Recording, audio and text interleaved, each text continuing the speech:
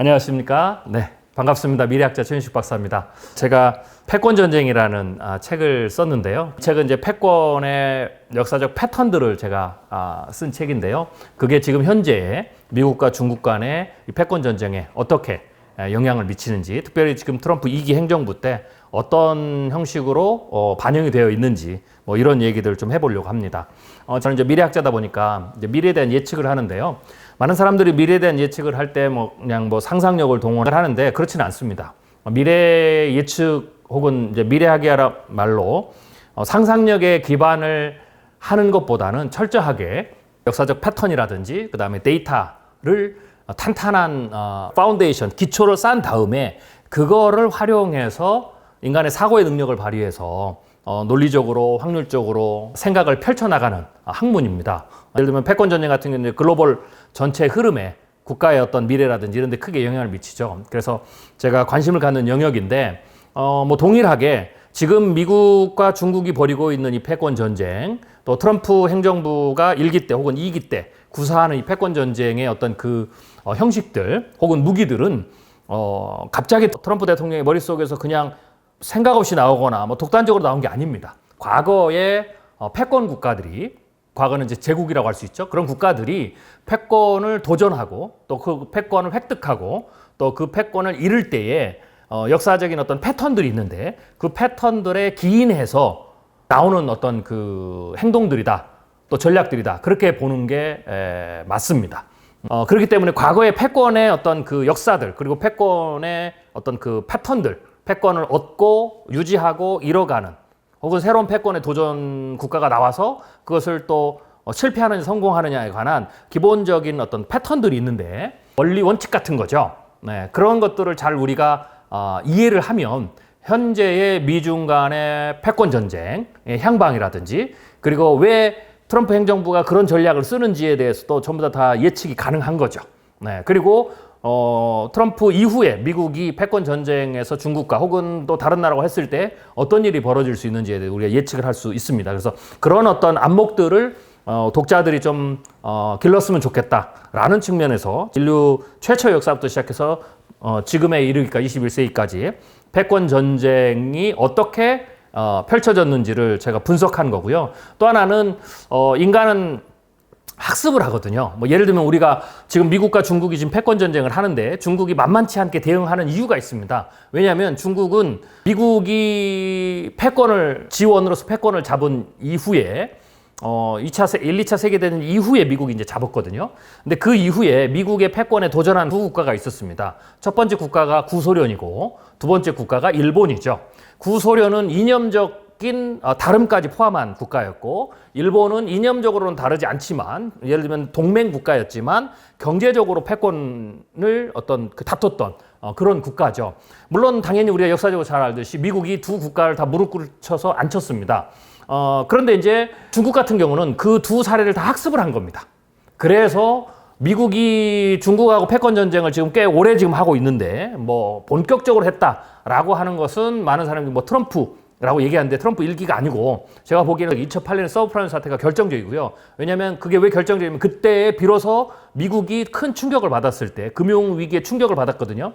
금융위기의 충격이라는 것은 어느 정도 충격이라고 보면 되냐면 우리나라가 외환위기에 빠졌다, 1997년, 98년 그 정도라고 보시면 됩니다. 미국이 그 정도의 충격을 받은 때였기 때문에 중국의 입장에서는 숨겨놨던 발톱을 드러내고 우리가 이 기회를 좀 노려서 패권국으로 올라가자라고 잘못 생각했던, 오판을 하게 만들었던 상황이고, 미국은 그 충격을 받으면서 그것을 수습하는 데 있어서 큰 이제 위기를 맞았던 때죠. 그러면 이제 그때가 뭐냐면 그게 오바마 때입니다. 그 오바마나 트럼프나 혹은 조 바이든 대통령 그 행정부 때 그 패권 전쟁은 양상은 똑같지만 패권 전쟁을 펼치는 형태, 모양이 달랐을 뿐이다 라고 이제 생각이 됩니다. 그러니까 트럼프 행정부 이게 끝나서 공화당에서 정권을 연장하든 민주당이 다시 정권을 회복하든 상관없이 미국은 계속해서 패권 전쟁을 하겠죠. 그리고 중국이 패권 전쟁을 지더라도 또 다른 국가가 나와서 미국은 계속 패권 전쟁을 하겠죠. 그래서 그런 측면도 이제 봐야 되고요. 어쩌든지 간에 중국이 그때부터 패권 전쟁을 시작했는데 중국이 그래도 만만치 않게 했던 것은 미국은 과거에 구소련을 무너뜨렸던 무기, 일본을 무너뜨린 무기를 다 썼습니다. 그런데 이제 중국이 잘 견딘 거죠. 이유는 중국이 학습을 했기 때문에. 그래서 패권 전쟁은 과거의 패권 전쟁에서 있던 사례들 전부 다 학습을 하기 때문에요. 그래서 이제 패권 전쟁은 진화 발전을 합니다. 그래서 패권을 유지하는, 패권에 도전하는, 그리고 패권 전쟁의 양상이 점점점 어떻게 됩니까? 그 패턴이 커진다. 라고 이제 보시면 됩니다. 그래서 제 책에서는 그러한 부분들을 역사적으로 최초의 패권 전쟁부터 지금까지 패권 전쟁이 어떤 게 공통점이고 어떻게 발전했으며 뭐 이런 부분들을 다뤘던 책이다라고 보시면 될 것 같습니다. 제가 이 책의 내용에서 다루는 중요한 부분들을 간략하게 좀 설명을 드린 다음에 지금 현재 미국이 어떤 무기를 가지고 대중국 패권 전쟁을 벌이는지 뭐 이러한 부분들을 좀 설명을 드리겠습니다. 그러면 현재 트럼프 2기 행정부의 행위들, 전략들이 충분히 여러분들 이해가 가능하고 예측 가능한 범위다라고 보시면 될 것 같습니다. 제가 이제 이 책의 초반부터 이렇게 시작했는데요. 패권 전쟁은 이제 전쟁이잖아요. 그럼 패권을 획득하기 위한 겁니다. 그래서 패권 전쟁은 인류가 존재하는 한 인류가 하기 전까지는 끊임없이 일어나는 겁니다. 골목에서도 어린아이들도 패권 전쟁 하잖아요. 누가 대장인지. 인간의 본능입니다. 속성이고. 패권 전쟁이라는 것은 국가 간의 단위로 올라간 것 뿐이죠. 그래서 이거는 국가가 존재하는 한, 인간이 존재하는 한, 뭐 인간이 갑자기 욕심이 다 없어지고 전부 다 선한 사람이 되기 전에는 패권 전쟁은 인류 종말의 시간까지 계속 간다. 주체만 바뀌는 거죠. 그러면 이제 그 패권 전쟁을 할 때는 그 패권을 획득하거나 유지할 때 쓰는 무기들이 있습니다. 첫 번째 무기가 폭력입니다. 폭력은 가장 오래된 절대 패권 획득 도구다. 라고 이제 얘기를 했죠. 왜 폭력일까? 라고 하면 폭력은 상대를 위협하며 제압하는데 가장 즉각적이고 효과적입니다. 그래서 아이들도 사실은 폭력을 직접 구사하거나 폭력에 위압감을 주면서 패권을 획득하잖아요. 국가 단위도 똑같습니다. 많은 사람들이 글로벌 패권 전쟁, 미중의 패권 전쟁, 뭐 국가 간의 패권 전쟁을 생각할 때 굉장히 어떤 분들은 순진한 생각을 하고 계시는 분이 많습니다. 그 순진한 생각이 뭐냐? 지금이 어느 때인데? 라는 거죠. 그런 원시적인 방법을 쓸 거냐? 그리고 신사의 나라인데. 그리고 인간은 굉장히 합리적이다. 다 틀린 얘기입니다. 절대 그렇지 않고요. 이렇게는 설명할 수 있어요. 내가 좀 여유가 있을 때는 신사답게 하죠. 그런데 내가 여유가 없을 때, 내가 위축될 때, 그 다음에 패권 국가라도 내 힘이 약해지고 도전 국가의 힘은 세질 때는 그때는 신사답게 하지 않습니다. 그러면 지금 현재 미국이 그렇다고 보시면 됩니다. 그래서 지금 신사답게 하지 않는 거다라는 거고, 그랬을 때 가장 먼저 꺼내든 게 이번 트럼프 행정도 그렇잖아요. 가장 먼저 그리고 가장 확실하게 꺼내든 게 폭력이잖아요. 그게 전쟁입니다. 최초의 국가 단위 폭력을 구사한 때가 언제냐? 니므롯. 성경에 나오는 인물인데요. 그래서 최초의 용사, 국가 단위 폭력의 대명사로 통한다라고 했고요. 그 다음에 제가 하무라비 시절도 책에서 들었는데요. 저는 그걸 이제 어떻게 해석했냐면 폭력을 국가가 독점하게 했다라고 저는 표현을 합니다. 왜냐하면 함무라비 법전은 여러분 잘 아시죠? 함무라비 법전에서 가장 유명한 그 문구가 눈에는 눈, 이에는 이입니다. 쉽게 얘기해서 눈에는 눈, 이에는 이다 라고 하면 어떤 죄값에 동일하게 상응한 균등한 처벌을 해야 된다라는 어떤 합리적인 법으로 해석할 수 있죠. 그래서 죄 형벌에 대한 합리적인 그리고 국가 단위의 제도화된 틀에서 사적으로 복수를 하지 못하게 하고 그거를 공적으로 하게 함으로써 국가의 어떤 기틀을 만든 법적 체계를 만든 그런 어떤 사례를 우리가 익히 합니다. 맞는 얘기입니다. 근데 이렇게도 해석할 수 있죠. 그걸 뒤집어 보면 뭐냐면 그 전에는 사적으로 복수를 했다는 겁니다. 그러니까 함무라비 법전 이후로는 사적 복수가 금지됐습니다. 왜냐하면 눈에는 눈, 이에는 이라는 것은 동일한 값을 치러야 되는 거죠. 그리고 이에는 이, 눈에는 눈이란 말은 그 전에는 동일하게 안 했죠. 내가 손을 다쳤다. 그러면은 2배, 3배 보복을 가했던 거죠. 그래서 균등한 어떤 죄값이 아니라 더 큰 형벌을 치르게 했던 것들을 정리했다라고 할 수가 있겠습니다. 그런데 여기서 또 하나 중요한 것은 그렇기 때문에 어떤 결과가 나타났냐면 뭐 함무라비 대왕이 의도했든 안 했든 상관없이 폭력은 이제 어떻게 돼요? 내가 사적으로 폭력의 피해를 받았더라도 내가 그걸 어떻게 돼요? 폭력으로 갚아줄 수가 없죠. 그래서 그 폭력은 어떻게 돼요? 국가가 독점하는 겁니다. 그래서 저는 이거를 함무라비 법전은 다른 의미로 보면 사적 복수를 금하는 합리적인 사회를 만들었고, 하지만 국가가 폭력을 독점하는 체계가 이때부터 만들어졌다 라고도 해석해도 무방합니다. 그래서 국가가 그 개인을 대신해서 폭력을 행사하는 거죠.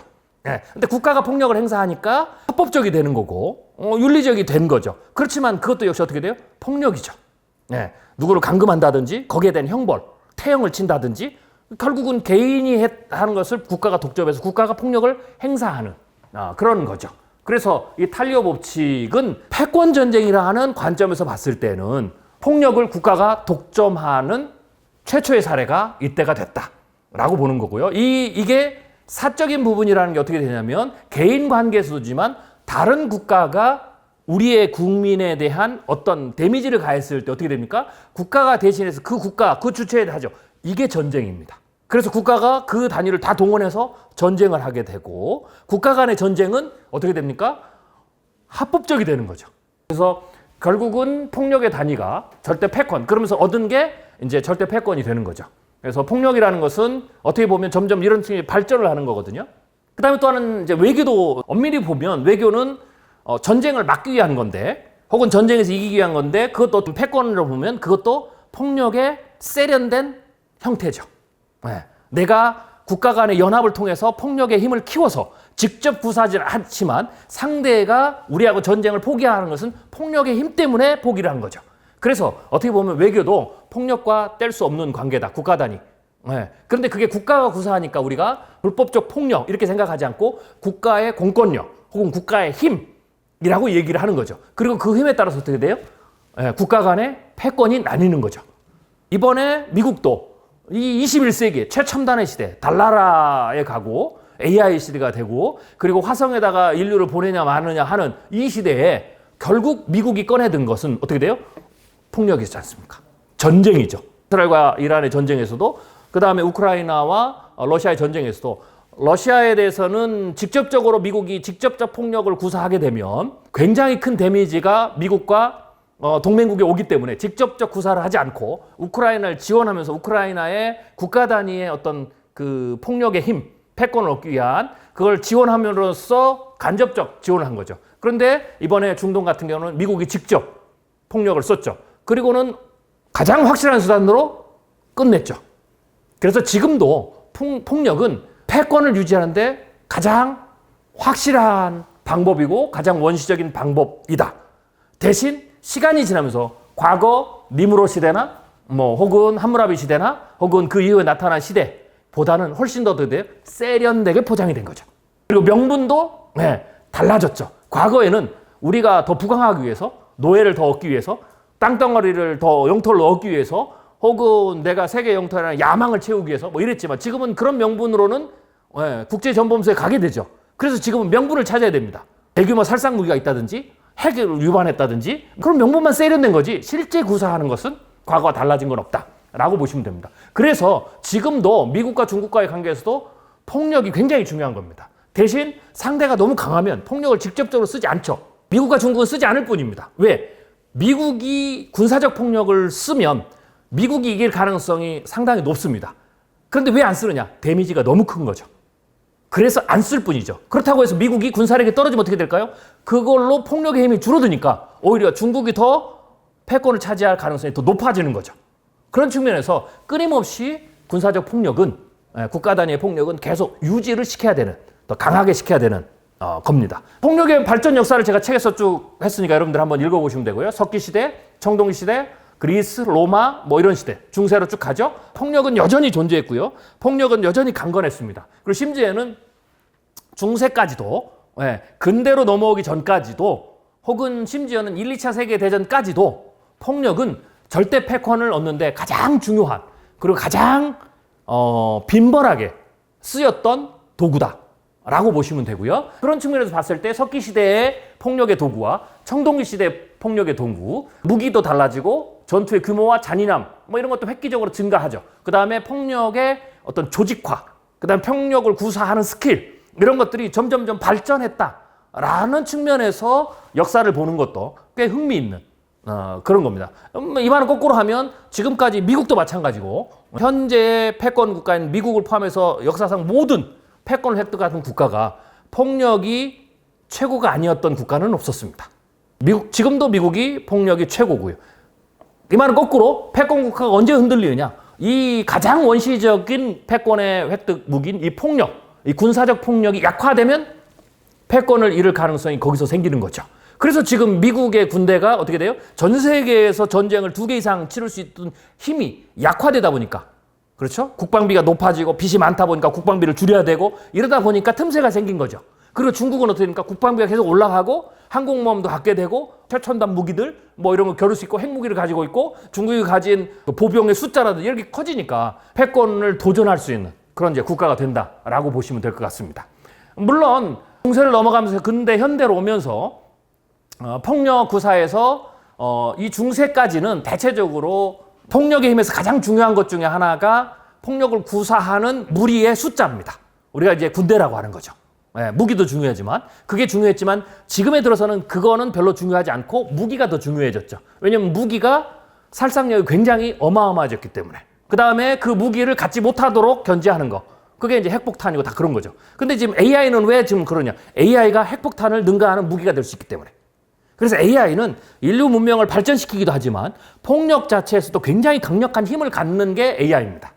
네. 그래서 기존의 무기들이 보면 무기들 발전할 때마다 기술들이 탑재되면서 무기가 이렇게 힘이 세졌거든요. 그러니까 기존에 있는 무기가 이 재래식 무기가 AI가 탑재됨으로써 그 성능이 비약적으로 올라가죠. 그러니까 파괴력이 굉장히 잔인함도 굉장히 커진다라는 거죠. 미국에서 중국의 AI 기술 견제하는 그래서 중요한 겁니다. 비즈니스적으로도 사업적으로도 그렇지만 국가 단위 폭력을 극대화시킬 수 있는 힘을 가지고 있기 때문에 미국의 입장에서는 앞으로도 계속해서 이 AI에 대한 중국의 견제를 할 수밖에 없다라고 보시면 될 것 같습니다. 그런 측면에서 미국과 중국의 기술 전쟁을 보시면 또 하나의 흥미로운 포인트가 되겠죠.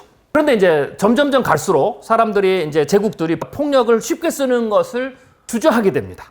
원시로 고대로 더 올라갈수록 빈번하게 폭력을 썼어요. 그리고 폭력을 아무 생각 없이 곧바로 구사했죠. 네. 그래서 초기로 올라가면 그냥 문제가 있으면 그냥 사적으로 바로 폭력이 나가는 겁니다.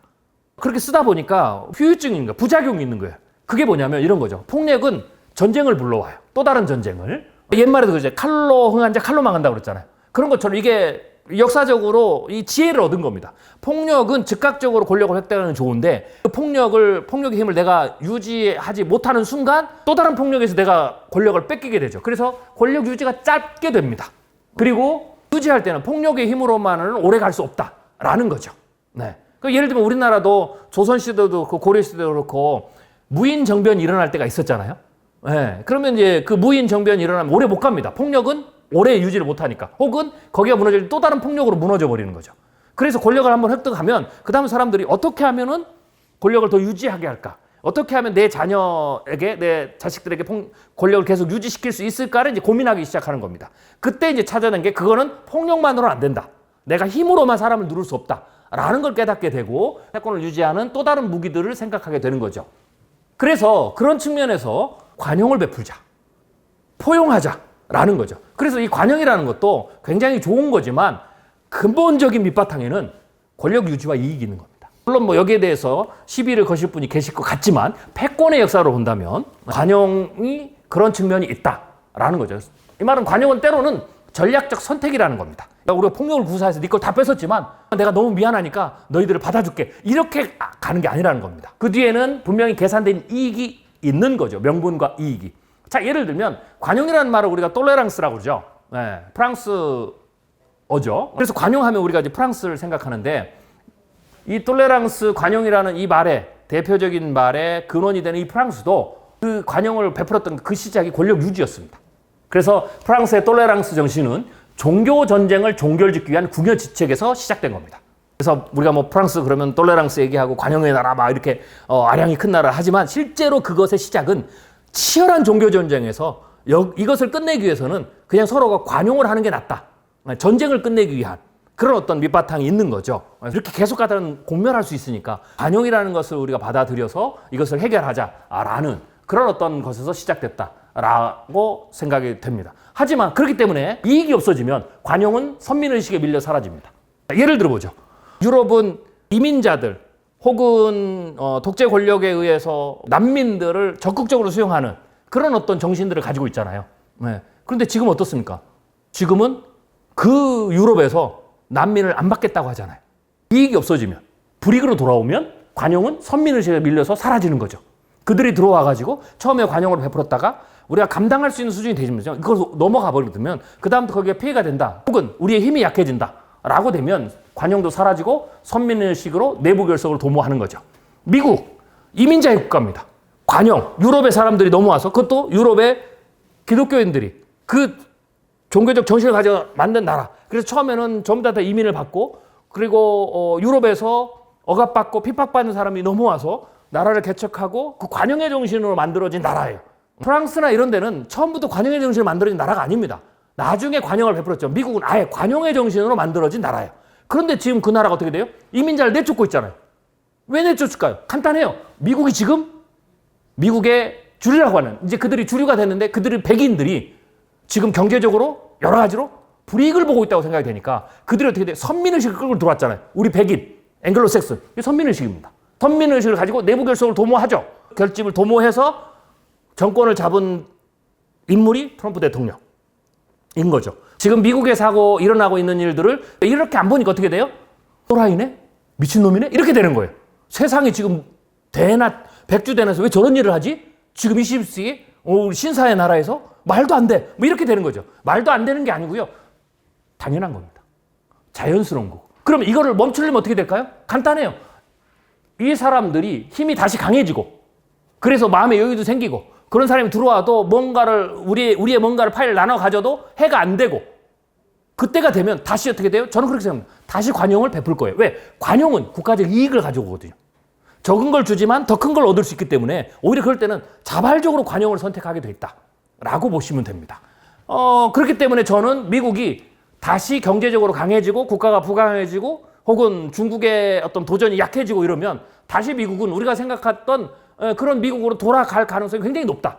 그리고 과거에 봤던 세계화로 다시 돌아갈 수 있다라고 보는 거예요. 그래서 미국이 지금 저러고 있을 때 이제 미국은 끝났다. 미국은 뭐 예를 들면은 다시 세상 세계화로 못 돌아간다. 이런 예측이 저는 맞지 않다고 보는 겁니다. 그러니까 미국이 전 세계가 세계화 되느냐 안 되느냐 다시 혹은 미국이 예전에 우리가 아는 아메리칸 드림의 이민자의 천국이고 이런 거는 뭐에 달렸느냐? 트럼프가 되느냐 혹은 공화당이 계속 집권하느냐 아니냐 혹은 정권이 바뀌냐 이게 중요한 게 아니고 미국이 다시 경제적으로 힘을 회복하고 G1의 힘을 유지하고 여유 있는 국가의 어떤 그 환경으로 다시 돌아가느냐 못 돌아가느냐에 달려있다라고 보는 것이 훨씬 더 예측이 정확하다라는 걸 말씀드리는 겁니다. 그 다음에는 또 다른 이제 무기가 나옵니다. 이제 무역입니다. 무역도 패권 전쟁의 무기입니다. 무역으로 자국의 경제적인 힘은 키우고 도전자의 힘을 약화시킬 수가 있는 거죠. 그래서 무역 전에는 뭐냐면 약탈이 있었습니다. 힘으로 빼앗는 거죠. 근데 약탈을 하다 보니까 아까 약탈은 폭력의 도구고 폭력으로 인해 얻어진 부산물이잖아요. 이러다 보니까 자기네들 비용도 많이 들고 유지하는데 문제가 생기고 그다음 부작용도 크고 그러니까 처음에는 약탈을 했다가 대국들이 바뀌면서 이 약탈을 조금 세련돼 바꾼 겁니다. 그게 무역입니다. 그래서 중세 시대에 대항해 시대에는 그 전에는 약탈을 했어요. 우리 동아시아에도 가장 대표적인 나라가 몽골이죠. 다 약탈을 해버리잖아요. 그렇게 되면은 권력 유지가 오래 못 가니까 이제는 약탈을 하지 않고 무역을 하기 시작합니다. 대신 약탈적 무역을 시작하죠. 그래서 말도 안 되는 무역의 원칙을 가지고 근데 겉은 무역이에요. 사고 파는 거죠. 폭리를 취하고 거의 헐값으로 뺏어오다시피 하지만 형식은 무역. 약탈하고 다른 거거든요. 그게 약탈보다는 오래 갈 수 있는 거예요. 어떻게 보면 더 잔인하고 더 고단수, 더 비열한 건데 틀은 무역이라는 합법적인 모양새를 취한 거죠. 그래서 제가 발전한다라는 겁니다. 교묘하게 발전한 거다. 그리고는 종교는 가끔 거기다 명분도 제공하죠. 그래서 약탈의 기술로 동아시아 권력국이 된 거란도 있고요. 실제로 거란족은 약탈을 통해서 막강한 군사를 유지하고 송나라를 압박했었고요. 그래서 무역은 역사를 보면 세련된 약탈의 도구로 사용됐다라고 보는 관점도 흥미롭다. 패권 전쟁을 볼 때 이제 그렇게 보시면 되고요. 또 하나는 미국이 두 개의 전쟁을 동시 수행하는 걸 무서워하는 이유가 있습니다. 이건 이제 제국이 패권이 무너지는 요소들이 있는데 패권이 무너질 때는 가장 핵심적인 레버리지가 경제입니다. 그럼 그 경제력을 어떻게 무너지느냐? 물론 내부적으로는 여러 가지 요소가 있어요. 뭐 인플레이션이 오르고 뭐 낭비가 심하고 국고가 탕진되고 뭐 이런 것도 있지만 가장 결정적인 것은요. 전쟁입니다. 그러니까 쉽게 얘기해서 한 패권 국가의 경제력을 급격하게 추락시킬, 회복할 수 없을 정도로 급격하게 추락시키는 거는 전쟁이고 더 정확하면 전쟁에서 패하는 겁니다. 전쟁에서 이기면 괜찮아요. 아무리 돈이 많이 들어도 전쟁에서 이기면 내가 지출한 만큼, 손해본 만큼, 마이너스 나간 만큼 전부 다 걷어들일 수 있거든요. 그래서 회복이 되는데 전쟁을 해서 패해버리면 전쟁할 때 어마어마한 돈이 들고 그것 때문에 물가가 엄청나게 오르고 보상도 못 받고 그냥 더 주저앉고 오히려 패했으니까 승리한 국가한테 더 남은 것도 다 빼앗기게 되죠. 그래서 경제력이 완전히 탕진되면서 결국은 국가가 전복이 돼버린 겁니다. 무정부 상태가 돼버리고 그걸 수습하는 날 그 시간의 공백상 다른 나라가 거꾸로 그걸 얻은 나라가 올라가는 거죠. 인류 역사상 패권이 A라는 국가에서 B라는 신흥 패권 국가로 완전히 넘어가는 데는 모두가 가장 결정적인 상황, 거의 90% 이상이 100%에도 상관없습니다. 전쟁입니다. 그래서 이렇게도 볼 수 있어요. 미국이 패권을 잃는 것은 역사적 패턴으로 봤을 때는 가장 중요한 게 뭐냐? 미국이 전쟁에서 큰 전쟁에서 패해야 됩니다. 그래서 전쟁을 패하면서 모든 국력을 다 소진해야만이 가능하다. 자, 예를 들면 미국이 패권을 가져오기 전에 대항해 시대 마지막 패권 국가가 우리가 잘 아는 대로 영국입니다. 지금 미국이 지금 뭐 많은 얘기를 하죠. 미국이 뭐 달러 가치가 떨어지고 부채가 많고 혹은 미국이 자국 우선주의를 하고 막 다른 동맹국에다 뭐 관세를 매기고 그 신사답지 못하고 형답지 못하는 뭐 이런 행위를 하니까 미국은 패권은 끝났고 달러 가치는 붕괴될 것이고 뭐 미국은 뭐 이런 얘기를 하잖아요. 그리고 패권이 다른 나라로 옮겨갈 것이다. 천만의 말씀이요. 그렇게 패권이 다른 나라로 옮겨간 적이 인류 역사상 없습니다. 그런 식으로 미국의 패권이 끝났다라고 얘기하고 그렇기 때문에 그냥 중국이 어부지리로 패권을 얻을 거다. 그것도 틀린 얘기입니다. 절대로 그렇게 보면 역사를 모르시는 겁니다. 자, 첫 번째, 영국이 미국한테 패권을 넘겨준 것은 정확히 얘기하면 지금으로 보면 이제 기축통화. 기축통화는 패권국의 옥새와 같습니다. 그걸 넘겨준 적이 언제냐? 2차 세계대전 끝난 이후입니다. 근데 영국은 2차 세계대전 끝나기 이전에도 경제가 엉망이었습니다. 지금의 미국보다 영국은 경제가 더 엉망이었습니다. 그럼에도 불구하고 그 수십 년 동안 영국은 패권 국가로 계속 있었습니다. 쉽게 해서 기축통화, 전세 기축통화가 영국의 파운드였습니다. 근데 어떻게 넘겨졌느냐? 결국 2차 세계대전에서 유럽 본토가 영국 포함해서 전부 다 완전히 망가졌습니다. 전쟁에 승리했지만. 그러니까 어쩔 수 없이 영국이 미국의 도움을 받아야 되기 때문에 기축통화를 미국에게 넘겨준 겁니다. 중요한 거, 어쩔 수 없이 넘겨준 겁니다. 그런 측면에서 미국이 어떻게 하면 다음 패권국가에 넘겨주느냐, 기축통화를. 간단합니다. 미국 본토가 작살이 나야 됩니다. 그러면 미국과 중국에서 지금 그럴 수 있느냐? 아니잖아요. 그러면 넘겨주는 건 둘이 전면전을 붙어야 되는데. 그러니까 미국이 굉장히 유리하다라는 겁니다. 유럽은 거기에 인접한 국가가 군사적으로 충돌할 수 있는 지정학적 위치에 있었습니다. 네, 독일이라든지 구소련이나 러시아라든지 뭐 이런 거. 근데 미국은 완전히 떨어진 별도의 대륙이기 때문에 미국은 그 위아래로 미국에게 전쟁을 걸 만한, 그래서 미국 본토를 완전히 폐허가 돼서 자기 스스로의 재정적 힘으로는 본토 복구를 못 시킬 정도의 상황에 미국은 빠질 가능성이 현저해졌습니다. 오히려 중국이 더 심합니다. 중국이 그런 측면에서 위험성이 더 크다라고 볼 수가 있죠. 네. 만약에 예를 들면 2차 세계대전에서 영국 본토가 하나도 피해를 안 봤다. 그러면 미국이 아무리 영국보다 돈이 많고 그래도 절대로 기축통화국을 안 넘겨줍니다. 왜냐하면 기축통화가 가지고 있는 힘이 있거든요. 영국이 이미 폐허가 됐기 때문에 어쩔 수 없이 넘겨준 거거든요. 두 번째 조건은 뭐냐면 패권국에서 대체 국가가 나와야 됩니다. 대체 국가. 이거는 굉장히 중요한 이치적인 겁니다. 제가 이제 한 10년 전부터 IT 기업이나 이런 데 가면 스마트폰이 없어지는 미래를 준비해야 된다라는 얘기를 했어요. 여러분 아직도 상상이 안 되죠? 스마트폰 없어진 미래가 나옵니다. 점점점 그렇게 돼요. 그건 뭐냐? 스마트폰이 필요 없는 세상은 스마트폰이 없어도 지금 스마트폰으로 할 수 있는 모든 일들을 다른 걸로 할 수 있으면 되는 겁니다. 인간은 기본적으로 본능이거든요. 물건이 팔릴 때는 얼마나 본능에 충실하냐가 물건이 얼마나 팔리느냐에 굉장히 중요한 역할을 해요. 그걸 가장 꿰뚫어 봤던 사람이 스티브 잡스예요. 근데 스마트폰은 그런 측면에서 인간에게 굉장히 본능적입니다. 그런데 스마트폰은 그럼에도 불구하고 인간의 본능에 반한 게 있어요. 왜? 귀찮잖아요. 들고 다녀야 되잖아요. 그런데 컴퓨터를 들고 다니는 것보다 낫죠. 그러니까 컴퓨터를 대신하는 겁니다. 심지어는 패들렛, 노트북을 들고 다니는 것보다 낫죠. 노트북, 패들렛 사는 걸 다 하죠. 그러니까 스마트폰 시장이 가장 큰 겁니다. 그리고 노트 패들렛 시장이 전부 다 하이로, 심지어는 데스크탑도 더 하이로 떨어진 거죠. 왜냐하면 인간의 본능은 들고 다니는 게 되게 본능적이 안 맞지만 그래도 큰 거 들고 다니는 것보다 작은 거 들고 다니니까 편하니까 본능적인 게 쓰는 거죠. 그러면 스마트폰 아니어도 손을 놓고도 할 수 있는 시대가 되면 스마트폰이 없어지죠. 점점점 그런 기술이 지금 나오고 있는 거죠. 즉 비즈니스 세계에서도 뭔가 절대적인 힘을 가지고 있는 제품이 시장에서 사라지려면 대체가 어떻게 돼요? 순식간에 사라지죠.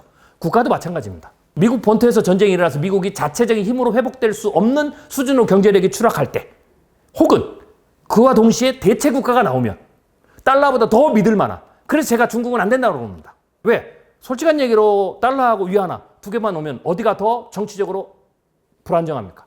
물론 지금 달러의 위기는 트럼프 행정부의 정치적인 불안정성 때문에 나타나는 거죠. 그렇지만 그나마 거기는 어떻게 돼요? 민주주의 국가예요. 중국은 돈이 많았지 공산주의 국가거든요.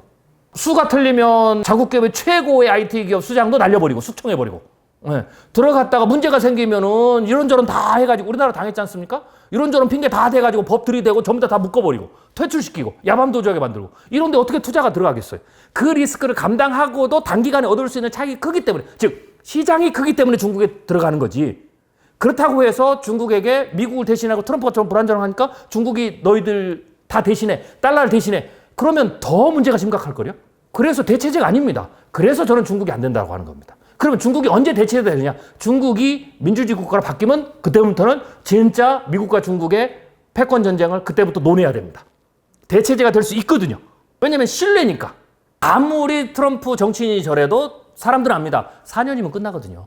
민주주의 국가보다 사회주의 국가, 권위주의 국가에 대한 신뢰를 얼마나 더 할 수 있을까요?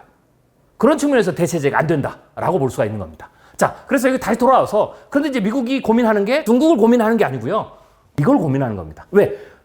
대항해 시대에 대표적으로 스페인을 제가 예를 들었는데, 최강의 대국 스페인이 몰락한 것은요, 근본적인 이유는 우리가 잘 알죠. 영국의 함대하고 스페인의 무적 함대가 붙어가지고 거기서 져가지고 스페인이 몰락했다.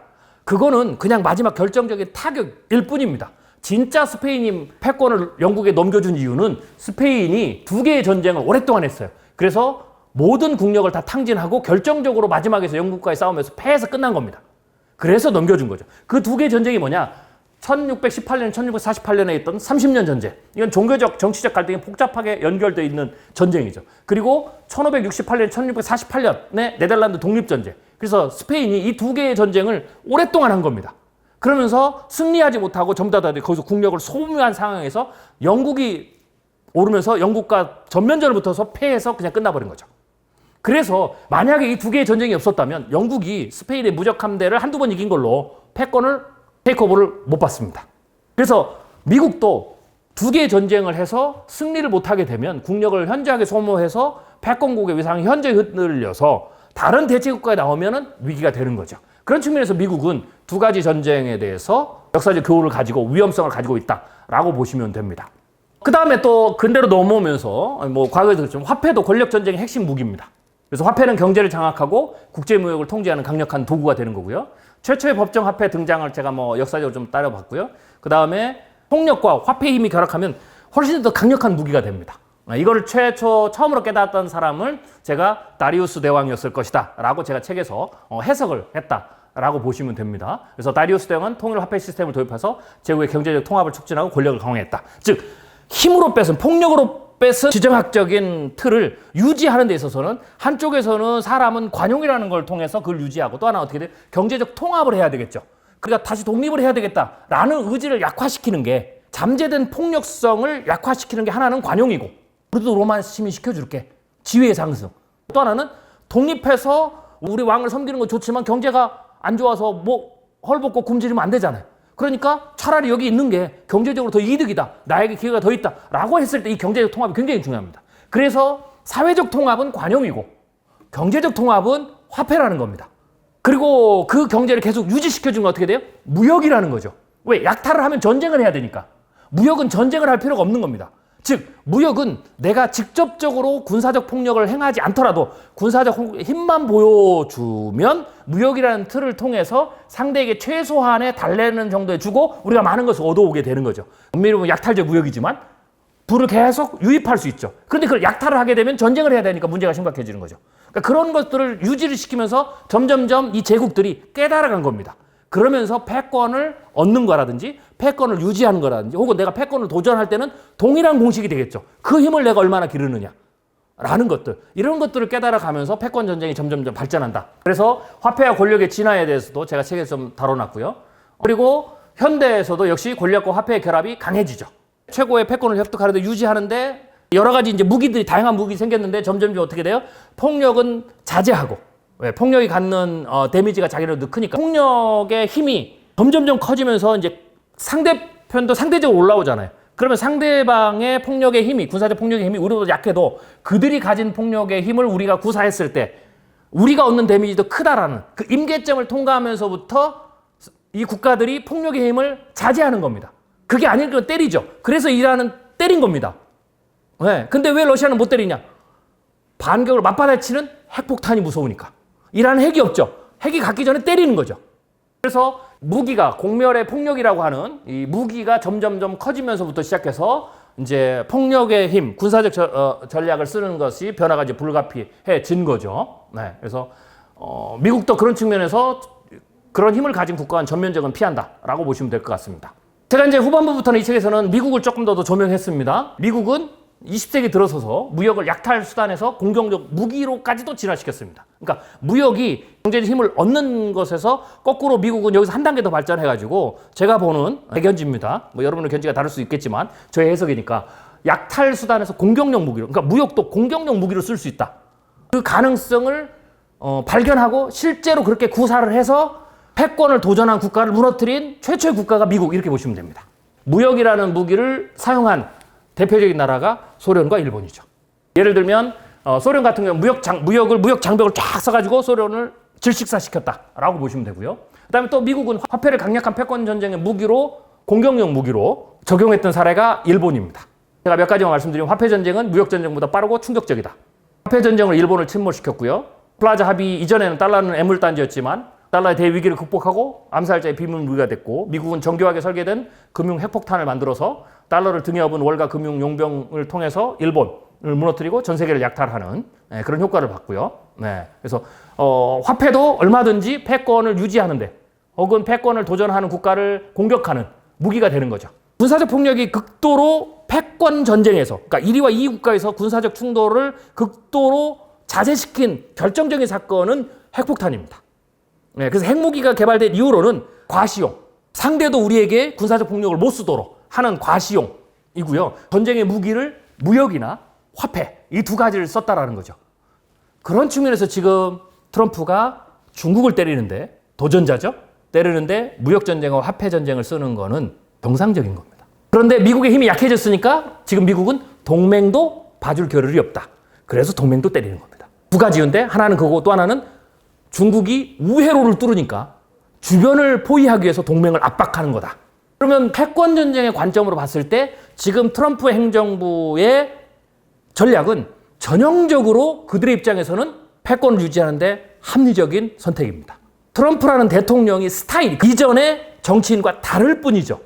쉽게 해서 톡톡 튀는 거죠. 막 튀는 거죠. 오히려 그걸 더 극도로 쓰는 거죠. 그러니까 무역전쟁과 화폐 전략을 쓰면 공격을 당하는 쪽에서는 어떻게 되겠어요? 반응을 하겠죠. 그런데 힘이 강하면 반발을 최소화돼, 알아서 반발을 덮게 하는 거죠. 근데 이제 미국의 힘이 약해지니까 어떻게 되겠어요? 반발이 크죠. 그럼 그 반발 큰 거를 제압하려면 어떻게 되겠어요? 허세를 더 떨어야 되죠. 그래서 미국이 지금 트럼프 행정부를 통해서 하는 것은 실제로는 미국이 그만큼 더 약해졌기 때문에 하는 행위다라고 이해를 하면 되고요. 그렇기 때문에 지금 미국의 지금 전략이라든지 혹은 이걸 통해서 만회를 못하면 그 다음 행정부라도 어떻게 되겠어요? 더한 행위도 할 수 있다라고 우리가 예측을 할 수 있는 겁니다.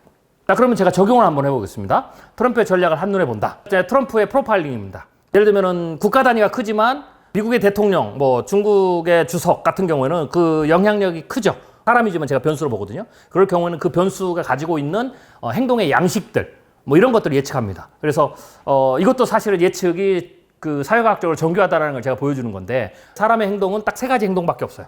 첫 번째가 뭐냐? 대략 70 내지 80% 정도 습관입니다.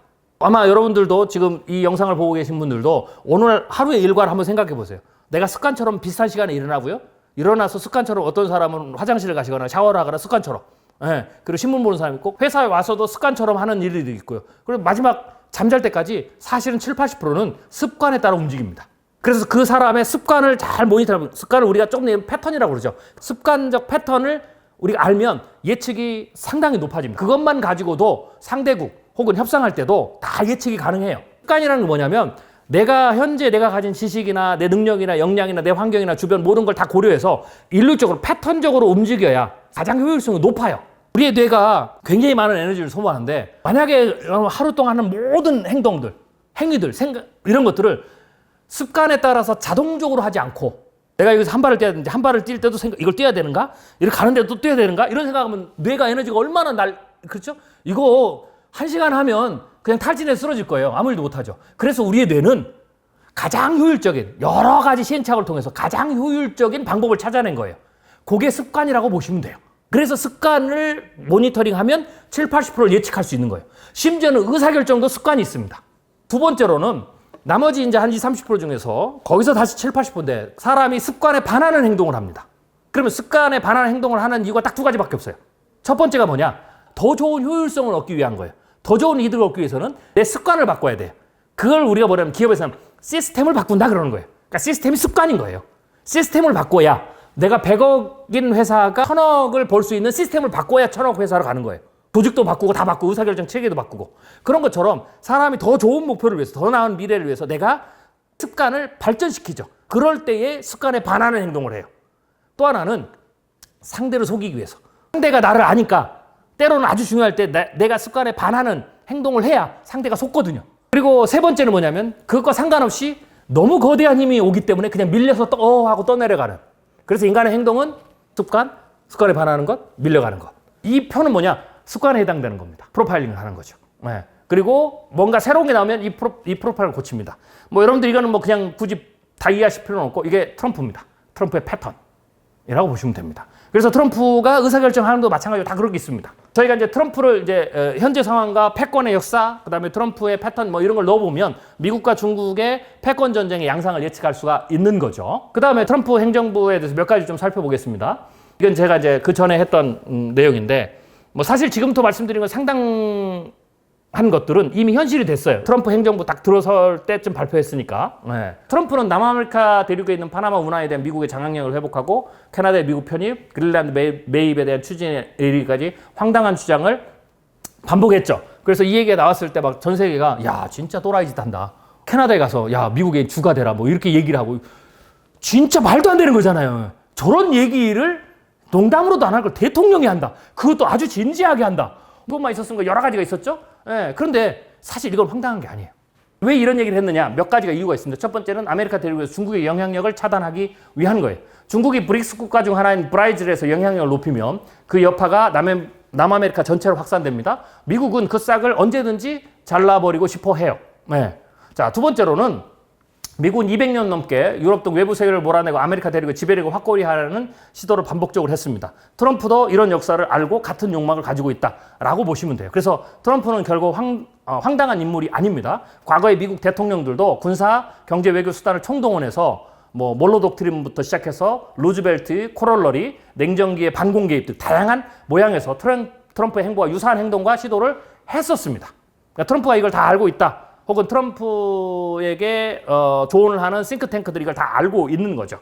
과거의 대통령의 차이점은 뭐냐면 과거의 대통령들은 유럽과 구소련을 대상으로 했지만 트럼프는 지금 중국을 경고의 대상으로 삼고 있을 뿐이다 라고 보시면 됩니다. 하나씩 좀 더 가보죠. 자, 1823년에 몰로 독트린이라는 게 있었습니다. 아메리카 대륙을 미국의 영역으로 선언하는 거였습니다. 네. 그래서 아메리카 대륙은 미국의 독점적 영향권이라는 메시지를 선포한 최초의 미국 대통령이 제임스 몰로입니다. 그때 경고의 대상은 유럽이죠. 지금 미국의 대상은 중국이다. 그게 바뀌었을 뿐이죠. 제임스 몰로 대통령이 1823년 연설에서 뭐라고 그랬냐면 유럽이 더 이상 아메리카 대륙에 식민지를 건설하거나 간섭해서는 안 된다라고 경고를 했어요. 그래서 몰로는 아메리카 대륙을 유럽 식민지로부터 닫힌 지역으로 보고 유럽 국가가 이 지역을 장악하거나 억압하는 것은 미국에 대한 적대 행위로 간주하겠다라고 얘기를 했습니다. 그 대가로 미국 역시 유럽의 내부 문제나 기존 식민지에는 간섭하지 않겠다고 했지만 진짜 하고 싶은 말은 뭐냐면 아메리카 대륙은 미국의 독점적 영향권이다라는 메시지를 던진 거였어요. 그래서 1820년 당시 미국은 이 주장을 군사적으로 뒷받침할 힘이 충분하지 않았어요. 네, 그래서 그렇게 못했던 거고, 그렇지만 이 몰로 독트린은 이후 미국의 외교 정책의 초석이 됐습니다. 네, 그래서 트럼프 역시 구세계를 물리쳐, 유럽을 물리쳐 신세계 아메리카의 주도권을 미국이 쥐겠다는 역대 미국 대통령의 목적을 승계한 것뿐이에요. 그런데 그때는 유럽이 그랬지만 지금은 중국이 그런 거죠. 중국이 파나마 운하에 개입하고 남미에 개입하고, 그러니까 미국은 트럼프가 그것을 파나마 운하를 다시 되찾아오겠다는 얘기는 그 중국의 영향권으로부터 미국의 영향권을 되찾겠다라는 거예요. 미국의 전통적인 미국 백인들 혹은 미국의 대통령들 무슨 생각을 가지고 있냐면, 다른 나라 어떻게 됐든 미국이 캐나다부터 시작해 남미까지만 우리가 딱 장악하면 우리는 이걸로도 충분히 먹고 산다. 심지어는 미국이 다 고립이 돼도 미국은 미국 안에서만도 먹고 사는 나라예요. 그래서 미국은 가장 기본이, 개국주의 가장 최소한이 혹은 근본이 뭐냐면 아메리카 대륙을 미국이 장악하는 거예요. 그래서 이때 마침 막 독립이 일어나니까 여러분 떠나가라 그런 거예요. 우리는 우리가 알아서 살게. 그래서 다른 나라들의 독립을 막 지지하는 척 했어요. 근데 그건 뭘까요? 유럽에 나가면 다른 나라 독립해도 미국의 영향권에 있잖아요. 미국이 지배하는 아메리카. 이게 미국이 생각하는 최소한이에요. 근데 거기를 중국이 지금 건든 거예요. 파나마 운하도 가가지고 하고, 남미에도 영향을 미치고, 심지어는 브라질이 브릭스에 들어가서 달러를 안 쓰겠다고 그러고 위안화를 쓰겠다고 그러니까 미국 어떻게 됐어요? 요걸 건드린 거예요. 몰로 독트린을. 그래서 미국의 보수의 싱크탱크도 그렇고 트럼프도 그 얘기를 한 거예요. 파나마 운하권 다시 찾아오고. 그래서 트럼프의 모든 발언들은 그가 조금 비즈니스맨이기 때문에 좀 과하게 때리고 허세를 떨고 뭐 이런 건 있지만, 실제로는 트럼프가 자기 마음대로 어느 역대 대통령도 혹은 미국의 근본적인 측면에서도 안 했던 얘기를 하는 사람이 아니라는 거죠. 표면으로 드러내는 것이 미국 우선주의입니다. 1823년 몰로 독트린, 아메리카 대륙을 미국 영역, 이때는 미국 힘이 없었죠. 유럽 힘이 있었으니까 유럽 나가라고 명분을 한 거고, 1904년에 미국 힘이 생겼죠. 그래서 이때는 뭐가 나오느냐? 힘이 생기니까 큰 몽둥이론을 루즈벨트 코롤러리가 가지고 왔어요. 20세기 들어서 미국의 국력이 커지자 라틴 아메리카에 대한 주도권을 직접 이제는 행사하는 태도를 노골로 하죠. 힘이 없을 때는 명분을 가지고 하고, 힘이 있으니까 어떻게 돼요? 노골적으로 드러내는 거죠. 루즈벨트 대통령 1904년 루즈벨트 코롤러리를 발표하면서 만성적인 잘못을 저지르는 라틴 아메리카 국가가 있다면 미국이 개입해서 문제를 해결할 권리가 있다고 주장합니다. 그래서 유럽에 대한 경고 수준이었던 몰로 독트린을 한 발 더 나아가서 아메리카 대륙 내 미국이 경찰, 폴리스 역할을 하겠다는 거죠. 근데 그렇게 하면 어떻게 돼요? 영토를 빼앗지 않더라도 영향권이죠. 그래서 어떻게 돼요? 미국이 식민지처럼 데려가고 미국이 마음대로 경제나 모든 걸 행사할 수 있는 거죠. 그래서 1903년 파나마가 콜롬비아에서 분리될 때 미국은 파나마 운하 지대에 깊이 관여해서 운영권을 이때 확보를 했었어요. 이어 미국은 도미니카 공화국의 세관을 관리해서 채무를 대신 갚아주는 등 라틴 아메리카 국가의 재정, 정치 문제에 직접 개입을 해서 실질적 지배력을 높였죠. 그래서 이로써 미국은 아메리카 대륙의 패권을 이때부터 더욱더 공고하게 가졌다라고 보시면 돼요. 여기에 지금 계속 중국이 들어오니까 때려잡아야죠. 근데 중국은 직접적으로 핵을 가진 나라니까 전면전은 못 붙고, 이란 같은 데는 핵이 없으니까 그냥 곧바로 가장 강력하고 확실한 수단인 군사적 폭력을 가해서 끝내버리고. 그러니까 지금 패권 전쟁도 과거에 원시적인 패권 전쟁하고 다르지 않아요. 그래야 미국의 행위를 이해할 수 있는 그런 어떤 통찰력이 생긴다라는 거죠. 인간은 합리적이야, 체면도 있지, 명예도 있지, 그러면 안 돼, 뭐 이런 걸 다 집어넣으면 하나도 예측이 안 됩니다. 현대적 경제 외교 영향력, 냉전 이후에는 미국이 라틴 아메리카의 개입을 직접적인 군사적 개입보다 경제 외교 수단으로 전환했을 뿐이다. 그래서 트럼프 2기 행정부를 이런 측면에서 본 사람들은 뭐라고 그러냐면, 한 번쯤 들어보셨을 거예요. 트럼프 2기 행정부가 처음 딱 들어섰을 때 나타난 내세운 정책 혹은 트럼프가 선거 기간 했던 정책들을 쭉 보고 이런 것을 통찰한 전문가는 뭐라고 그러냐면 고전적 몰로주의의 부활이다. 이렇게 얘기를 했어요. 그리고 실제로 트럼프도 2005년에 몰로 독트린이 살아있다라고 공언하면서 쿠바, 베네수엘라, 니카라과에도 강하게 압박하기 시작했죠. 그래서 파나마 운하라든지 남미에서의 어떤 그 브렉시트에 대한 대응이라든지 뭐 이런 것들은 다 그런 측면에서 생각하셔야 됩니다. 자, 그래서 트럼프가 꿈꾸는 미국은 무역 적자나 줄이는 미래가 아닙니다. 오히려 큰 거예요. 그래서 겉으로는 무역 적자지만 우리나라가 미국과 뭔가 협의할 때 혹은 다른 나라 협의할 때 무역 적자를 줄이는 것이 트럼프가 꿈꾸는 미국이라 생각하면 협상의 그 틀이 굉장히 좁아지는 거예요. 트럼프가 꿈꾸는 건 그게 아니라 아메리카 지역에서 경쟁자 중국, 러시아 등의 영향을 지우고 오로지 미국이 절대적 강자인 미래를 꿈꾸고 있다. 트럼프의 머릿속에서는 아메리카 대륙은 미국의 전유물이며 외부 간섭을 용납하지 않고 아메리카 대륙에서 유럽이나 기타 외세의 영향을 배제하고 미국이 독점적 지위로 확립하는 거고, 오랜 미국 외교의 핵심적 태제가 명확하고 경제제재, 군사적 위협, 심지어 영토 매입 시도까지도 과거에 대담한 팽창주의 복원을 그리고 있는 거죠. 여기에 최대의 도전국가가 된 중국을 겨냥하고 미국이 가지고 있는 힘을 극대화시켜서 미국 백인들의 자존심을 세워주고 그런 측면에서 미국이 어디 가서도 꿀리지 않고 밀리지 않고 미국 주도하는 우리의 힘대로 우리가 룰러다라는 거예요. 미국은 단순히 무역 적자를 줄이는데 포커스가 아니고 잃어버린 패권의 힘을 회복하려고 하는 거예요. 트럼프가 왜 무역전쟁, 관세전쟁을 벌이냐라는 건데 뭐 지엽적으로 보면 부채가 늘어나는 거죠. 뭐 차트들은 여러분 나중에 좀 보시고요. 자, 제가 이제 트럼프 1기하고 2기의 차이를 이렇게 듭니다. 미국이 가장 잘 쓰는 게 무역전쟁 그리고 화폐전쟁이고 지난 20세기에 소련과 일본의 패권 도전을 주저앉히면서 공격용 무기로까지도 발전시킨 그런 측면에서 지금 트럼프 1기, 2기도 메인으로 쓰고 있는 무기는 무역과 화폐 두 가지다라고 보면 돼요. 첫 번째는 무역전쟁을 먼저 꺼내 썼다. 그래서 두 번째도 지금 2기 때도 무역전쟁을 씁니다. 근데 1기는 무역전쟁이 주로 썼던 무기고 2기 때는 화폐전쟁을 가장 메인이 되는 전쟁 무기로 쓴다. 그래서 제가 트럼프 정부가 들어섰을 때 그렇게 얘기를 했는데 이제 요새 들어서 그 얘기를 이제 많이 하죠. 그럼 왜 그러는지, 트럼프가 왜 그러는지 한번 생각을 해보겠습니다. 이게 이제 미국의 무역 적자 장기 추세입니다. 파란색이 달러 인덱스고요. 이게 이제 위안화고요. 그리고 요게 미국의 무역 적자 규모입니다. 무역 적자가 이제 점점 커지죠. 이때가 이제 첫 번째가 대중 무역 적자. 중국이 부상을 했을 때. 중요한 거는 무역 적자가 이렇게 쭉 계속 커지다가 갑자기 무역 적자가 줄었죠. 이때가 언제냐? 이게 2008년입니다. 미국이 무역 적자를 줄이는 방법이 두 가지가 있는데요. 하나는 상대국으로 하여금 미국 물건을 많이 사게 하는 거. 또 하나는 어떻게 돼요? 우리 국민이 물건을 덜 쓰게 하는 거. 수입 국가니까. 이때는 서브프라임이죠. 그래서 소비가 확 주니까 어떻게 돼요? 무역 적자가 확 줄죠. 그래서 이렇게 보면 됩니다. 이번에도 경제 충격이 오면 무역 적자가 그냥 그대로 줍니다. 미국의 경제 위기가 오면. 그러다가 다시 어떻게 돼요? 점점점 다시 무역 적자가 늘다가 트럼프 1기 때 무역 적자가 내려가는 추세에 가서 다시 일정 부분 이게 후기거든요. 1기 말기쯤에 무역 적자 좀 줄죠. 이건 뒤에 설명드릴게요. 그러고 난 다음에 어떻게 돼요? 바이든 때도 무역 적자 확 늘어요. 급증하죠. 자, 그런 다음에 조금 오르다가 다시 무역 적자가 늘다가 요때 지금 멈추고 있는 그런 상황이다라고 보시면 돼요. 이게 무역 적자에 대한 장기 추세인데요. 요걸 좀 설명을 드릴게요. 트럼프 1기 때 중국에 대중국 관세를 부과합니다. 이때마다 중국이 어떻게 대응을 했냐면 위안화 절상을 해가지고 관세 효과를 상쇄시켜 버렸습니다. 그래서 이때 무역 적자가 줄지 않는 거죠. 중국도 그렇게 대응을 한 거죠. 그래서 이번에도 그렇게 대응을 합니다. 그러면 왜 이때 갑자기 무역 적자가 줄었느냐? 여기서 두 나라가 타협을 합니다. 무역에 대해서 관세에 타협을 하고 중국이 그러죠. 너네 물건 사줄게. 농산물부터 시작해서. 그러면서 무역 적자가 줄었다라고 보시면 됩니다. 트럼프도 중국과 무역 협상을 시작하고 중국은 미국 물건을 2천억 달러를 구매하고 미국은 관세를 낮추고 무역 적자가 줄었는데 이 말은 뭐냐면 트럼프도 아는 겁니다. 관세를 때리면 상대국이 절상을 해서 관세 효과를 상쇄시키고 결국 1기 때 계속 했는데 안 됐잖아요. 근데 1기 때 무역 적자를 줄인 것은 본인도 알죠. 서로 타협하고 중국이 우리 물건을 사줬을 때 왜 미국의 소비는 줄일 수가 없으니까 거꾸로 더 많이 사주면 그만큼 어떻게 됐어요? 무역 적자가 준다는 걸 알고 있어요. 중요한 거 알고 있다는 걸 전제로 해야 됩니다. 그럼 2기 때도 똑같이 하면 트럼프가 어떻게 되겠어요? 바보가 아니죠. 똑같죠. 관세를 막 때린다고 해서 무역 적자가 줄겠습니까? 트럼프도 아는 거예요. 관세를 때리는 것은 미국에 투자하고 미국 물건을 사주라는 신호예요. 그래서 사주면 끝나는 겁니다.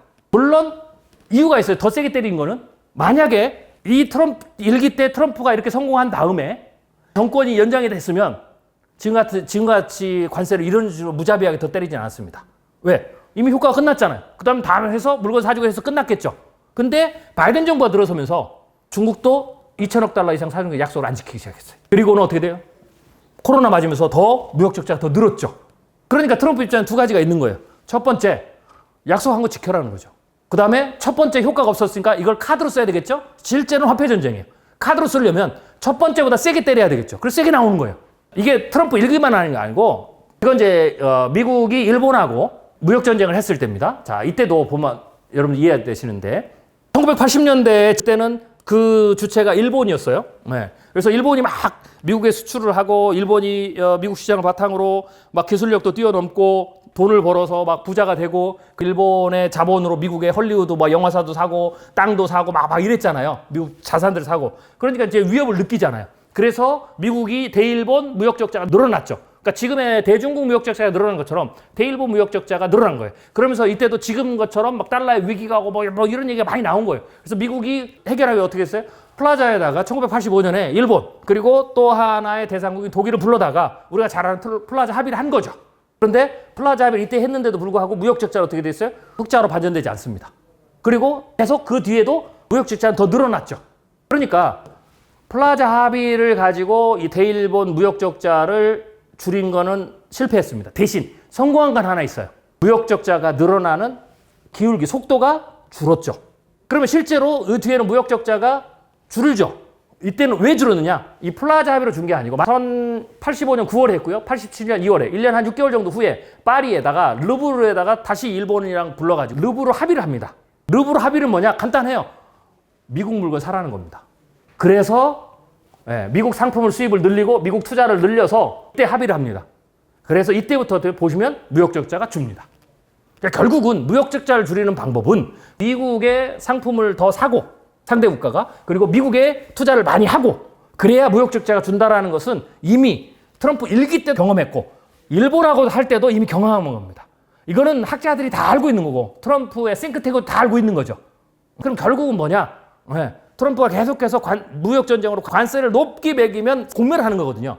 그런데 트럼프 입장에서는 관세를 막 쌓잖아요. 그러면 서로 이제 제살깎기를 하죠. 그럼 이제 버티기죠. 버틸 때 트럼프도 이렇게 생각하는 거예요. 미국도. 버틸 때는 미국이 유리하다. 왜? 미국은 3억이잖아요. 서로 무역을 못 해가지고 경제 충격을 받으면 누가 더 오래 버티겠어요? 일단 기본적으로 미국이 더 오래 버틸 수 있다. 이 개념이 밑에 깔려 있는 거고요. 또 하나는 상품 수입하고 그거 힘들겠으면 그러니까 서로 생각을 할 거 아니에요. 공멸하는데 누가 더 먼저 죽을 거냐 이렇게 생각하는 거죠. 미국은 관세 장벽을 쌓으면 미국만 죽는다고 생각 안 해요. 많은 사람들은 장벽을 높이 쌓으면 미국만 죽는다고 지금 생각하는데 천만의 말씀이요. 미국이 관세를 쌓으면 우리도 쌓아야죠. 모두 쌓아야 돼요. 어쩔 수 없이 쌓아야 돼요. 욕을 하면서도. 그럼 누가 먼저 죽겠어요? 미국 이외에 다른 나라가 먼저 죽어요. 약한 나라부터. 알고 있는 거예요. 그러면 트럼프도 알고 상대국도 알면 어떻게 됐어요? 상대국이 협상력이 약해지는 거예요. 미국도 데미지는 크지만 여기는 죽어버리는 거예요. 평화 시기에는요. 합리적으로 사람들이 생각이 돌아요. 평화 시기에는 상대가 데미지를 주고 나는 안 입고 뭐 이렇게 되는데 전쟁이 되잖아요. 그럼 전략이 바뀌어요. 내 팔을 하나 잘라줘도 상대의 목을 치는 게 전략이에요.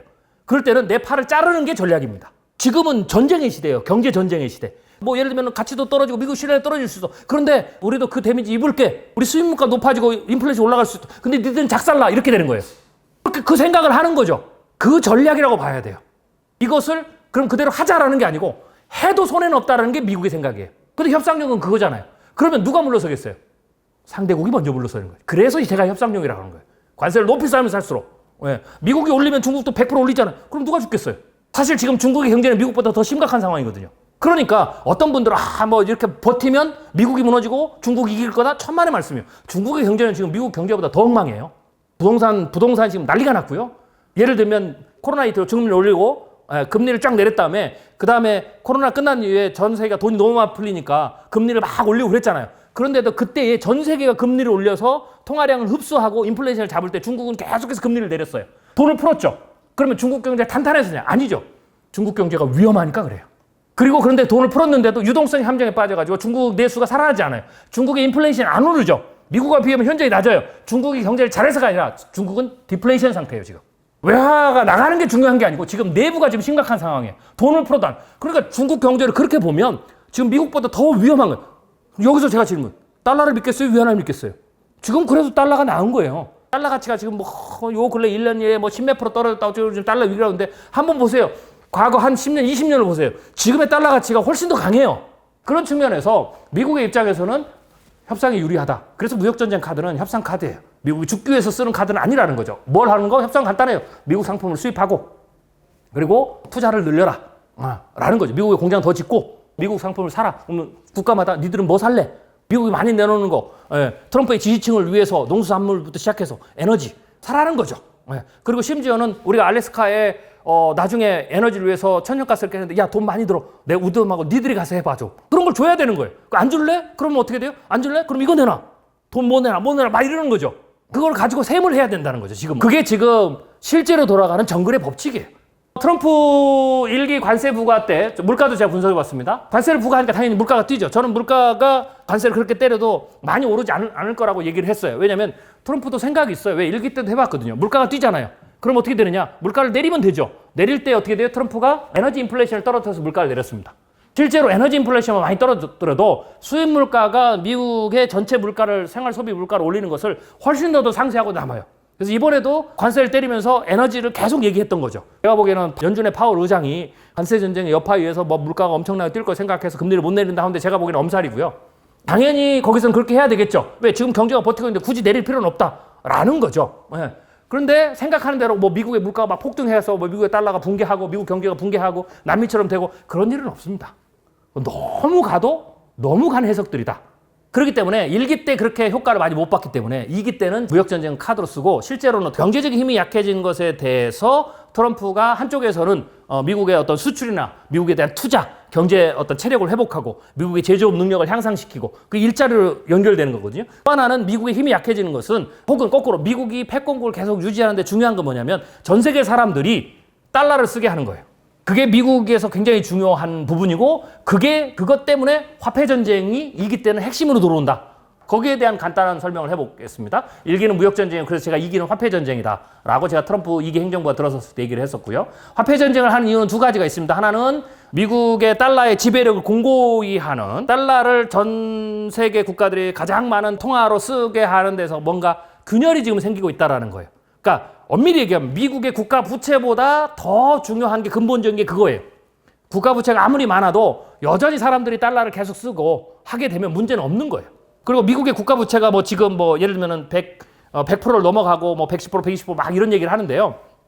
예, 그리고 트럼프의 법안이 이번에 이제 통과가 됐잖아요. 그래서 10년 동안 미국의 국가 부채를 3조 3천억 달러 정도로 늘릴 것 같다. 3조 3천억 달러 10년 동안. 코로나 이후에 국가 부채가 3개월에 1조 달러씩 늘었어요.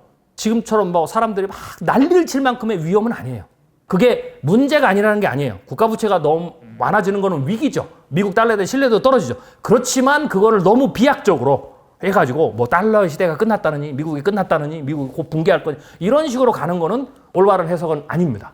달러에 대한 어떤 그 수요들이 두 가지의 문제가 생기는 거예요. 하나는 달러를 쓰는 데서 이탈을 하는 거죠.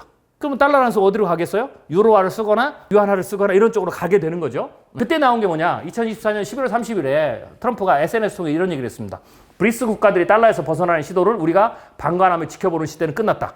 이들 국가는 새로운 브릭스 통화를 만들지도 강력한 미국 달러를 대체할 다른 통화를 지원하지도 않겠다는 약속을 해야 한다. 그렇지 않으면 100% 관세를 부과받을 것이며 미국이라는 훌륭한 경제시장에서 판매할 기회를 영영 잃게 될 것이다. 라는 거죠. 이 얘기를 했어요. 트럼프가 했던 얘기입니다. 이거는 트럼프 2기 행정부에 굉장히 중요한 방향을 제시한 거예요. 우리가 화폐 전쟁을 하겠다 이러는 거예요. 그리고 트럼프 지금 2기 행정부는 중요한 거는 달러의 가치, 달러의 위상, 달러의 지배력에 가장 중요한 것을 두겠다라는 거죠.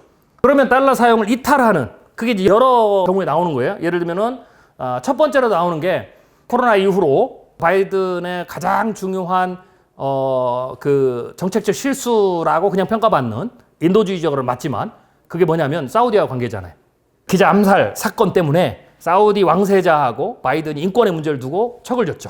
그러면서 사우디가 어떤 행동을 했냐면 우리가 잘 아는 대로 달러의 위기가 몇 번 있었지만 그 중에 한 번을 페트로달러로 묶어서 달러를 더 쓰도록 달러의 위기를 극복한, 그러니까 이 말을 거꾸로 보면 달러의 위기는 지금이 그렇게 크지 않아요. 과거에 더 큰 문제도 있었어요. 근데 그걸 해결하기 위해서 페트로달러 딱 묶었잖아요. 에너지 시장에서. 근데 이제 사우디가 그거를 자신들의 존재를 조금 드러내기 위해서 그거를 약간 흔들어 준 거죠. 그래서 러시아, 중국도 그렇고 중동의 오펙의 에너지를 쓸 때 위안화 결제라든지 이런 걸 허용해 버린 거죠. 달러 결제로 하기로 암묵적 합의를 했는데 이제 그런 부분이 있죠. 거기에다가 중국이 어떻게 돼? 브릭스를 통해서 브라질이 위안화 화폐를 쓰고 중국과 거래할 때 뭐 이런 거. 그 다음에 또 유로화 같은 경우는 유럽은 탄소 배출권을 빌미로 유로화 파권 확장을 노림수를 지금 가지고 있어요. 이거는 환경적으로 탄소 배출권이 중요하지만 탄소 배출권의 여기에 대한 거래를 어떻게 돼요? 유로화로 하거든요.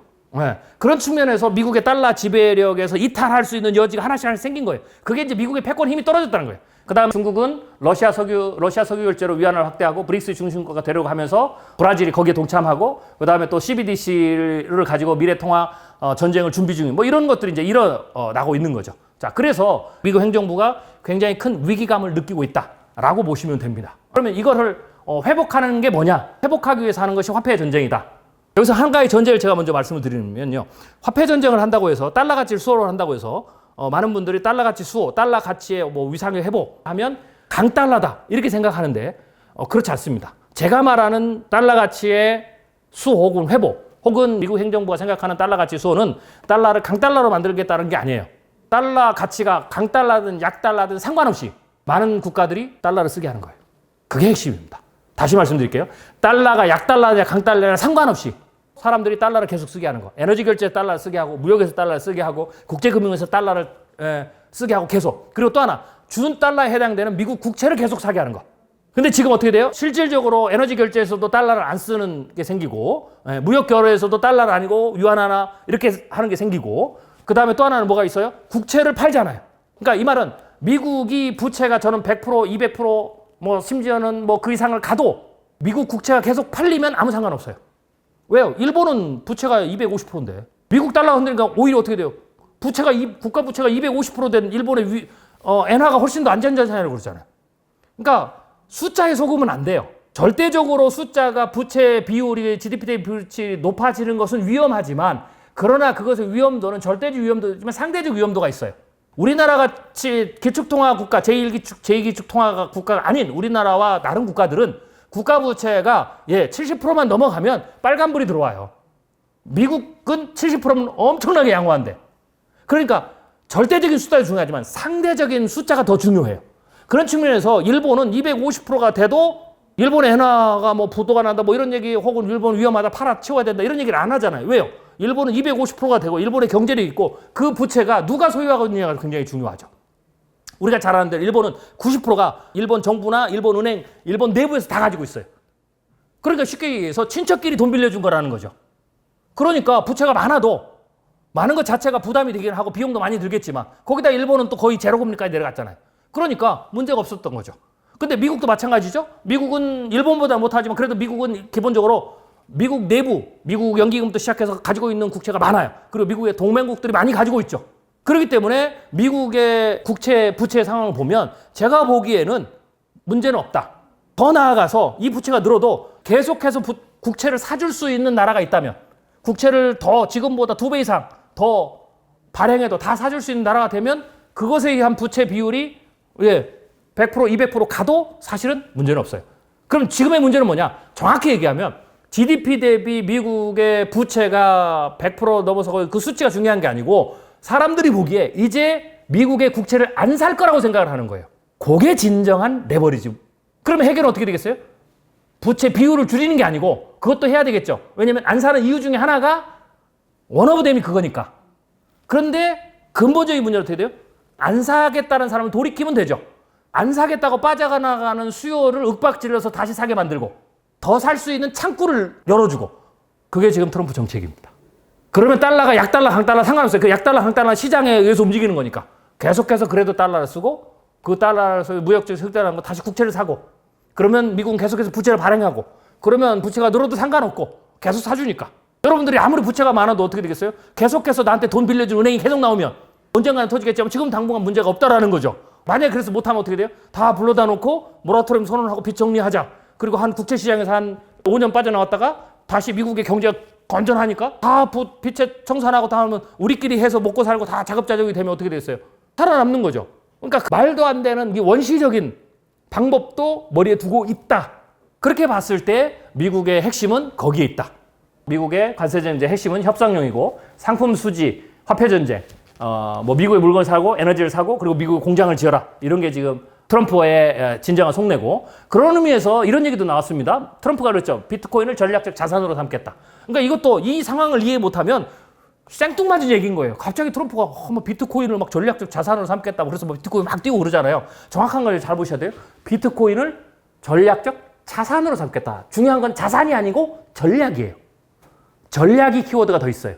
즉 비트코인을 전략적 자산으로 삼겠다라는 것은 여기는 미국 정부가 압수한 비트코인들이 있거든요. 이걸 팔아가지고 현금화했는데 이걸 하지 않겠다. 그리고 비트코인을 전략적 자산으로 삼는 것은 비트코인을 가지고 중국을 견제하는 어떤 요소들이 있어요.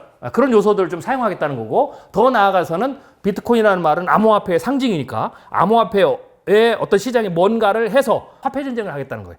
화폐 전쟁을 하겠다는 것은 다시 브레이크다운 해보면 달러를 계속 쓰게 하고 혹은 달러에 준하는 국채를 계속 사게 하는 통로로 만들겠다라는 거죠. 국채를 계속 사게 하는 방법은 국채를 팔려고 하는 사람들을 다시 국채를 사게 만들고 무역전쟁의 카드 압박이에요. 관세를 막 때려놓고 뭐 할래? 우리 물건 사, 우리 에너지 사, 미국에 투자해, 그리고 어떻게 돼요? 국채 사. 그러니까 무역전쟁이 다 그런 카드에 세게 때릴수록 어떻게 되겠어요? 힘이 되는 거죠. 그리고 끝까지 버티면 그래 누가 죽나 한번 보자 뭐 이렇게 되는 거고요. 그리고 또 하나 어떻게 돼요? 스테이블 코인. 제가 트럼프 정부 들어서면서 그렇게 얘기를 했어요. 스테이블 코인을 트럼프가 전략적으로 쓰기 위해서 비트코인, 암호화폐 시장을 얘기한 거다. 스테이블 코인은 뭡니까? 예. 스테이블 코인을 사면 그것에 대해서 기본적으로 1대1로 통화하고 묶어지게 돼 있어요. 보통은 이제 스테이블 코인을 딱 사게 되면 거기에 달러, 스테이블 코인이 하나라 그러면 예를 들면 1달러 묶게 돼 있어요. 그러면 코인의 안정성이 있잖아요. 예를 들면은 레버리지가 되는 자산이 없으니까 코인 가격이 어마어마하게 뛰었다고 나중에 이제 망하면은 자산이 하나도 없어서 나중에 돌려받지 못하고 그랬잖아요. 그러니까 스테이블 코인은 코인 하나를 달러하고 묶게 돼 있어요. 근데 문제는 뭐냐면 코인 하나를 사면 1달러 묶었으면 1달러를 이 사람들이 계속 증거금으로 보관을 해야 돼요. 이걸 쓰면 안 돼요. 그러면은 스테이블 코인을 발행하는 사람들은 뭘로 묶고 살겠어요? 사람들은 수익을 내야 될 거 아니에요. 어디서 수익을 내요? 이게 안 묶였으면 코인이 막 뛰면서 수익을 얻는데 이게 그렇게 뛰지도 않아요. 왜냐면 1대1로 묶어 있으니까. 그러면 이제 이 사람들이 어떻게 하냐면 이 코인을 1달러를 그대로 유지해야 되니까 달러는 수익을 못 내니까. 왜? 달러는 시간이 지나면 달러 가치가 떨어지잖아요. 그럼 손해를 보는 거죠. 달러에 준하는 어떻게 돼요? 국채를 사는 거예요. 그러면 이거는 달러를 유지한 거 1달러의 국채를 사면 똑같이 되죠. 여기까지 허용이 돼요. 근데 달러는 시간이 가면 가치가 떨어져서 화폐 가치가 떨어져서 자산이 줄지만 손해를 계속 보고 있는 거지만 국채는 어떻게 이자를 내잖아요. 그러니까 이익이 생기죠. 그래서 달러로 건 코인을 발행한 사람들이 국채를 사게 돼 있어요. 트럼프는 이 시장을 확대시키겠다. 그럼 어떻게 돼요? 이 시장을 확대시킬수록 국채를 사는 거죠. 그래서 국채의 새로운 수요를 만드는 거죠. 그래야 수요를 만들어야 어떻게 돼요? 국채를 계속 찍어내도 되겠죠. 그런 큰 그림 하에서 움직이고 그게 화폐 전쟁이라는 거죠. 그리고 무역 전쟁은 어떻게 되겠어요? 아까도 봤지만 일본하고도 그렇고 일기 때도 그렇고 그 자체로는 큰 이익이 없으니까 오히려 그거는 협상용으로 쓰면서 화폐 전쟁이라든지 미국산 수입을 늘린다든지 미국산 에너지를 더 팔게 한다든지 미국에 투자를 하게 하는 그래서 미국의 경제에 이익이 되게 하는 그리고 미국의 달러 가치 달러를 더 찍어내도 그 다음에 국채를 더 발행해도 달러 가치가 더 약화돼도 달러를 수요가 이탈이 되지 않고 더 많은 사람이 더 달러를 더 쓰게 되고 미국 국채를 더 사게 돼서 더 사는 수요가 생기면 미국은 어떻게 돼요? 더 돈을 풀어서 빚을 내서 그 돈을 미국 경제에다 집어넣어서 다시 선순환시킬 수 있다는 거죠. 이게 트럼프의 전략이다 라고 보시면 돼요. 그리고 제가 말씀드린 것 이 모든 전략은 트럼프가 그냥 상상해서 만들어낸 게 아니고 패권 전쟁이라는 큰 역사적 흐름으로 보면 전형적으로 패권의 국가들이 과거부터 점점점 패권 전쟁을 해가면서 발전시켜서 알아낸 방법들, 더 세련되게 만든 방법들 그것을 트럼프 행정부는 전력을 다해서 모든 무기를 다 동원해서 지금 패권 전쟁을 하고 있다. 폭력의 전쟁부터 외교적 압박이라든지 무역이라든지 화폐 전쟁이라든지 다 쓰고 있잖아요. 그게 지금 미국의 대중국 패권 전쟁의 현실이다.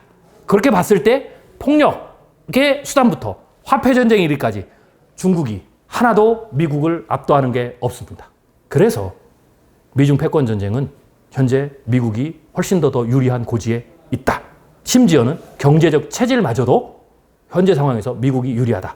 이렇게 봤을 때 미국과 중국의 패권 전쟁에서 최후의 승자는 누가 될 가능성이 높다? 미국이 될 가능성이 높다.